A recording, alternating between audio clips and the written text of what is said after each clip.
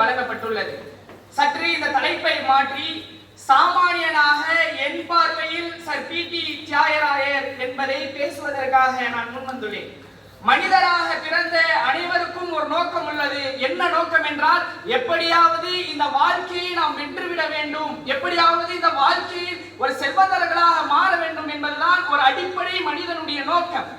நம்மையும் sir PT. தியாகராயரையும் நாம் உரசி பார்த்தோம் என்றால், அவரும் நாமும் ஒன்று என்று கால் தூசி அளவு கூட நம்மால் சொல்ல முடியாது நண்பர்களே.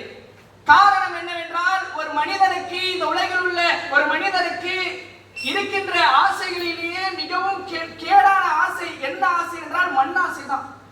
இன்னைக்கு இந்த மண்ணாசை காரணமாக தான் தமிழக அளவிலே நாம் எடுத்து பார்த்தோம் என்றால், தெருவுக்கு ஒரு கட்சி, ஊருக்கு ஒரு கட்சி என்று தமிழக அளவிலே பல கட்சிகள் உள்ளது. இத்துணை கட்சிகள் இருப்பதற்கு காரணம் என்னவென்றால், ஒரு பதவி, அந்த ஒரே பதவி. என்ன பதவி? முதலமைச்சர் பதவி. எப்படியாவது நம்ம அந்த பதவிக்கு போயிடணும், எப்படியாவது நமக்கு கீழே மக்களை நாம் ஆளணும் என்ற எண்ணத்தில் தான் இந்த உலகம் ஓடிக்கொண்டுள்ளது. ஆனால் இந்த சர் பி.டி. தியாகராயர் இவர் இருக்கிறார்ல, இவர்கிட்ட முதலமைச்சர் பதவி வருது. இவர் என்ன பண்றாரு தெரியுமா? இவர்கிட்ட கேட்கிறாங்க, நீங்க தான் முதலமைச்சர் ஆகணும்னு சொல்றாங்க. ஏன்னா மனிதர் நல்லவராச்சே. அன்றைக்கு இருந்தவர்களுடைய நோக்கம் என்ன? நல்லவர்கள் தான் முதலமைச்சர் ஆகணும். இவரை தேடி ஒரு பதவி வரும் பொழுது இவர் சொன்னது என்ன தெரியுமா? இல்ல வேண்டாம், எனக்கு முதலமைச்சர் பதவி எல்லாம் வேண்டாம். சரி, அங்க சொல்லிட்டாருங்க. வீட்டுல சும்மா விடுவாங்களா? வீட்டுல போகும் பொழுது அவங்க வீட்டுக்கு ஒரு விஷயம் தெரிய வருது.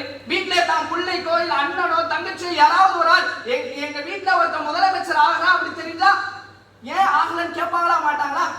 இல்ல கொஞ்சுவாங்களா? ஐயோ விட்டுட்டு வந்து திட்டுவாங்களே. அப்ப கொஞ்சம் யோசித்து பாருங்க, தியாகராயருக்கு வீட்டுல எப்படி சிக்கல் ஏற்பட்டிருக்கும் பாருங்க.